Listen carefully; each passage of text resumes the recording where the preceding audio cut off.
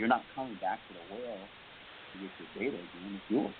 And so that that's just something we just believe strongly in. At the end of the day, we are a data company, but be able to have companies give companies the opportunity to build community, and in that community, you're engaging with your customer base, and your customers are telling you this is what we like, this is what we don't like. Whatever pluses or minuses, whatever the case may be, and you're able to take on that data and understand the gender breakdown and what women want, what men want, what they don't like, what this person do like, and all that good stuff. That's a plus for any company because you're better service.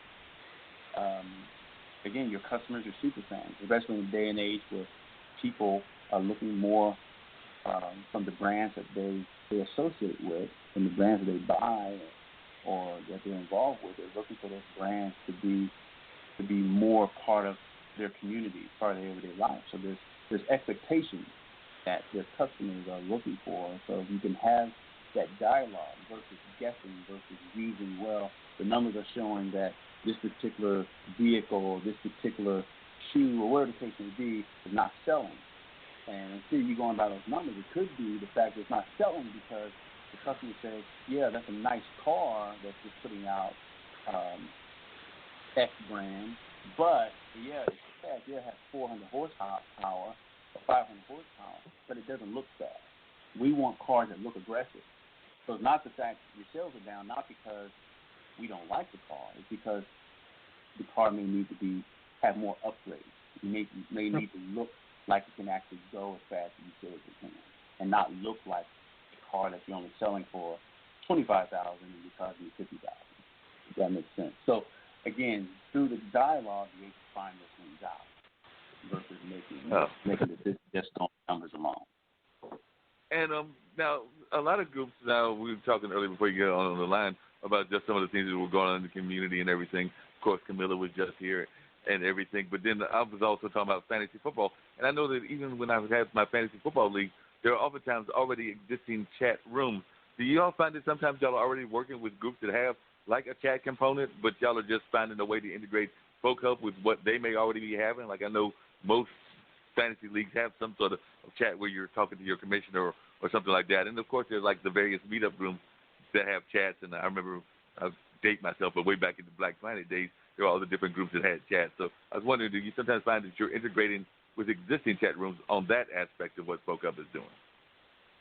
Yeah, and sometimes there are existing cases where you may see something, fantasy football where they may have a chat room, what have you, and sometimes it's not a matter of duplicating what is already out there. That's a particular space. That's what they have, but it may be there's a niche, and in that you find a niche that you're still being true. We're still being true to SpokeHub, but we're finding a niche, and in that niche, you're still able to provide a service that wasn't being provided.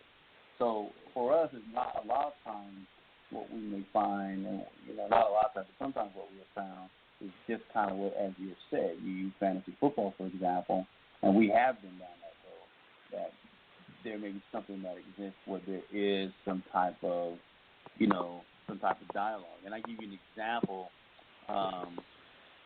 One would be, I use Twitch. You look at Twitch. Twitch is a great example because Twitch is really used in the realm of gaming, and so when you look at gaming, Twitch is a huge platform that is used for gaming. We're not trying to be Twitch. Twitch is good at doing what they're doing, but it doesn't mean there's not an opportunity for us to possibly compete against Twitch, but better than anything, to look at to know that there's a niche, and finding that niche is sometimes where your gold mine will be, and you still stay true to the company. And so yeah, we've seen those things, but we have also have explored the niche that we may have found and have found with some going that route as well. And how many of y'all have actually? Because I've been fascinated. I don't think I've yet to experience a SpokeHub version of it, but I know that y'all are also involved in augmented reality. So if you could tell listeners a little bit about what y'all are doing with augmented reality, because I've been to a couple of events where I've seen the augmented reality aspects of. They might be talking about something like, I remember I went to one. It might have been at Moog Fest, if it wasn't Art of Cool, where they were dealing with domestic violence, and they were actually showing some of the things that women go through when they are encountering those kind of situations, which was very much of a very powerful kind of thing to see in that kind of environment, and it definitely puts you in a more reflective kind of mood for what some of our lady folks go through. Yeah. So for us with augmented reality, it's giving brands that utilize SpokeHub another means or another tool, I would say, to provide an experience, again, for their customers, super fans, what have you. So if I'm able to provide an augmented reality experience, and that augmented reality experience could be, a 3D experience where it looks like something like something from Star Wars, that you're taking your phone and you're putting on a logo, and a 3D experience where you're seeing someone talk about the brand or what have you. It's just another experience, another way to drive engagement, and then be able to have, in our case, where we'll have, while that experience is going on, you can hit Open Hub, and it takes you right to the hub to now be able to have conversation around what you just saw. And so it's another means of giving context to augmented reality, because our thing was with augmented reality, though it's been out for years, and it's been growing legs for the past several years, is that our thing was, how do you give augmented reality context? How do you give it gravitas, where you get past the oohs and ahs, but now you can just say, because once the oohs and ahs are done, it's like the company's like, okay, if I'm paying X for this experience, how do I know if I'm getting the best bang for my buck? And so for us to be able to drive you from the augmented reality experience, drive you into a conversation, that's the beauty of SpokeHub, is we're giving that augmented reality experience gravitas, and we're giving that customer a tool that they can use to drive engagement, to push various campaigns, whether it's marketing campaigns, what have you, and moving some things forward for their organization.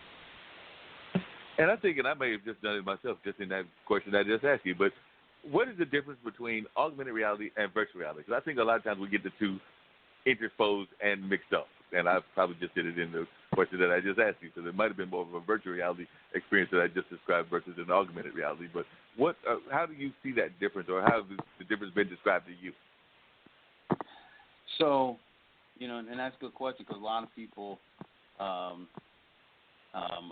kind of do get them mixed up, and a lot of people kind of don't understand the difference between them both.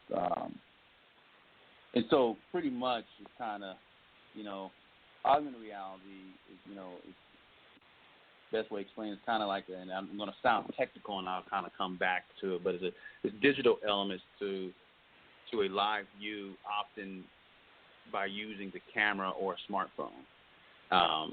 And so when you think augmented reality, the best way I can always say is Pokemon Go.